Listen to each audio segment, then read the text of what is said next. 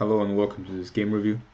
So this started as a Caro-Kann, the exchange variation, and here after knight f3 and knight f6 the plans should be quite simple. So white will play bishop f4, he will play bishop d3, c3, castles, he will try to put his knight on e5, and usually he will try to attack the opponent's king. Black on the other hand has a couple of plans. He would sometimes have the plan of f6 c5, but this isn't there anymore. So his plan consists of, after c3, playing b5 and b4 to create a minority attack, to create a weakness on c3, hopefully. Or playing e5 without f6, which is quite difficult to do.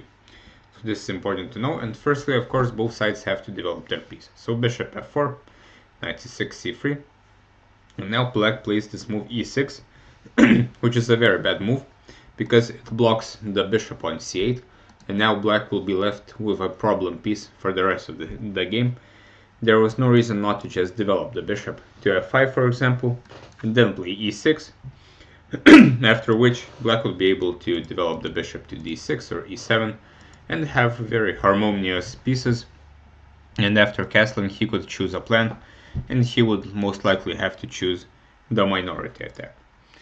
But after e6, things are more difficult, so white develops, now bishop d6, bishop g3, so this is a very typical answer by white. Now he is keeping the tension, and he is saying that if black takes, then the h-file will get opened. Now black played something very illogical, which is to open the h-file and then to castle right into that h-file. And this isn't a tragedy, as this should really end in checkmate very soon, but it just gives white very easy play. He will just have to target the king side, and it will be very easy for him. While black, on the other hand, doesn't really have a real plan, especially with this bad bishop. He has to somehow get rid of this problem. Instead, black should have just kept the tension, eventually play maybe a6, b5, or maybe queen e7 and bishop d7, and try to develop the rest of the pieces. But after this, now white is solidly better. Queen c2 is played, h6 to not lose the pawn on h7 after an eventual bishop d3. White plays bishop e2, and here white isn't really threatening anything, but black decides to just play knight e4, which is simply impossible. This move is not possible because there's two pieces defending e4. So it's quite difficult to understand why this would be the move here. And after knight e4, white simply wins a pawn. So instead, black of course should just develop his pieces, and again black has basically two plans. It's either e5, which would open the bishop, but it would create an ugly pawn on d5, or for example bishop d7, a6, b5, rook b8, b4, or rook c8, b4, and black will try to create some kind of weakness on c3 or make the pawn on d4 more weak. So these are the main plans. So if we're playing the Caro-Kann, we have to know these plans. This is a matter of a must. But after knight e4, white is simply winning for nothing. It's unclear why this move was played. White just takes this pawn for free, and the black also exchanges queens. Though at this point, again, we have to understand some statics and dynamics. So now white is a pawn ahead, which will be most important in an endgame, and black should understand that if nothing happens, he is completely lost because he is a pawn down. Also, he still hasn't solved his problems with the bishop. So if he just continues exchanging pieces, white will win very easily, as happened in the game. Instead, black should look for dynamics, and again first try to develop the pieces. For example, bishop d7, maybe put a knight on e7, put the bishop on c6, and try to do something like this. Of course, white is still winning here because he has a pawn for absolutely nothing, but black can fight on. But after this, white can exchange queens, which black does for him, and now white has a winning endgame because he has a pawn for nothing. And now after f5, this just aggravates the problems. Again, it's not clear why f5 would be a good move here, because the bishop is not going to be blundered. Firstly, when we think about moves, we shouldn't assume that our opponent will blunder pieces. After f5, white can either exchange here, which he did, or just move the bishop, And now black has a terrible weakness on e6 and also a terrible weakness on e5, which he will never be able to defend, and everything just to attack a bishop for one move. So now the position is basically hopeless. But white plays an even better move, is to take c6, and after castles or any move, white has a situation of a good knight and a terrible bishop, because this knight on e5 it has a lot of square control, attacks the weakness on c6, while this bishop, having all the pawns fixed on light squares, will be completely useless. So now the position is completely hopeless for for black, as white has a pawn advantage. He also has clear targets on e6 and e5 and c6, also weak squares on c5 and e5. So the plan should be quite simple for white to double on the e-file and probably go win the pawn on e6 or the pawn on c6, and then win with 2 pawns. So something like this happened, f3. Now, in the meantime, black doesn't really have counterplay. Black is allowed to play c5, but this doesn't really help. Rook c7 happens, knight g6. Of course, at this level you will always get some kind of chances, so the opponent is now maneuvering to f4, which is fine. Now he is doubling on the e-file and using the e5 square to transport his rook. g5, knight d3. The knight can also use the c5 square. So white is playing quite well. Now the structure changes. Now white doesn't have the e5 square, but he does have the d6 square. Also, this knight is completely dominating black's position, and white also has the d-file. So again, the position is hopeless. But after king g6, white cashes into a winning rook endgame instead by taking the bishop, which is maybe not the most accurate. White could keep control by just putting his rook on d6, and black has absolutely zero chances here. White can do whatever he wants. He can bring the king somewhere, he can start pushing his pawns, and black just cannot move anything. But here we get the rook endgame. White is trying to win a second pawn, which he does, and usually with rook endgames, 2 pawns up usually means a win.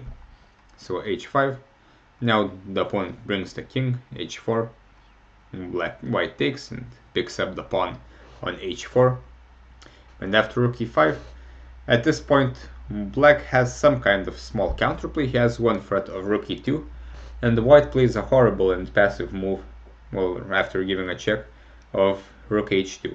Instead, he should just improve his king to d3 or to d2, because the only threat was rook e2, and white can easily stop it.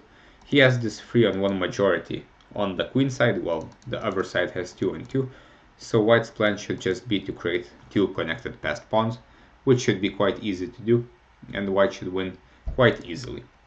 But after this, instead of taking the pawn, white goes for the very passive move rook h2, and now suddenly white's advantage is not that huge, because again, even though white does have 2 pawns for nothing, he has the horrible rook on h2, completely useless rook. So black is now dominating with his better rook and his king. Of course, the pawns are pawns, and white should win, but as you can see, everything is going south. So king g5, improving the king, and white just gives up his pawns on b2, after which he doesn't even have an advantage. Again, white's only chance was to push his passed pawn, maybe king c3, b4, or a4, and then king c3, b4. White should be still winning. He will activate his rook at some point, and it should be quite easy. But after this, black picks up the pawn. After king d4, he picks up another pawn, and now only black can be better, as he has the more active rook. King e5, check, or king d4 and a5. So white has completely misplayed his completely winning endgame, and now matters are not that simple. The position is somewhat drawn, but I think black is the one playing for a win, as he has the a pawn, and he also has this passed pawn in the center, while having the better rook as well. So king d3, rook a2, both sides push their pawns, rook a3 check, and again check. Black should probably play rook b3, because after this, I believe he can easily pick up this pawn, and this is because white's rook is horribly placed. So instead rook a2 was played, a3. This should also be quite fine for black, but after rook c1, Black simply overlooks white's resource of putting the rook behind the passed pawn. Here, black could still draw in a variety of ways. The simplest is probably f4, with the point to take this pawn on f3 and create this passed pawn on the e-file. So black will be able to give up his rook and then promote this one to win the opponent's rook. Or, for example, king f6 is also possible. As a rule, we want our king to stop passed pawns. So for example, after this, king e7, d7, c7, and it should be quite fine for black. But rook c1, of course, is a logical move to put the rook behind the passed pawn. But unfortunately, white does the same. And the pawn endgame is winning for white, because he will pick up the a pawn for free. So now black moves the rook, but unfortunately, with the rook behind the passed pawn, white is always winning here. And the rest of the game shouldn't have been very interesting, but it was. After f4, which is a good try by black, white has only one winning move, but it is winning enough, which is rook c5, and deflecting the king from the pawns. After, for example, e5, we shouldn't take this pawn, we should take this one. After king f4, rook c3, everything is defended, and now the king will just march to win the rook on c8. But instead g4 happens, and now black again has chances, and he finds the nice move e5, the point being to threaten e4 and take the pawn on g4. After rook c5, black plays king f6, but unfortunately this is losing, and again this is a very passive move. Black had only one move to not lose the game, and he should have fought for more than what he did, which is a few seconds. When we have 5 minutes in an endgame, we have to use this time. There is nothing else to do. We have to do our best in every position. And here after king h4, black is doing alright. White shouldn't really take this pawn because we're picking up this one, and then f3 as well. So instead, white can bring the king, but after e4 and white take f3, black is doing good enough. This pawn on g4 is dead, this one on c7 will also be taken, and this pawn will not be enough to win the game. But in the game, king f6 happens, which is too passive. The white king just approaches, and sadly, this endgame is hopeless for black because he is a rook down, and he cannot move his rook.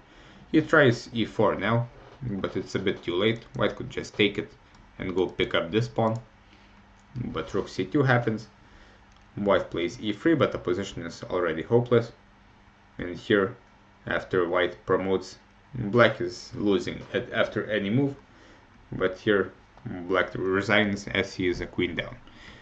So both sides could have played better in this endgame, especially white, but black also should have made a draw after white misplayed his position so poorly. Of course, it would have been best not to get such a horrible position from the opening, and here this move knight e4 is very hard to understand.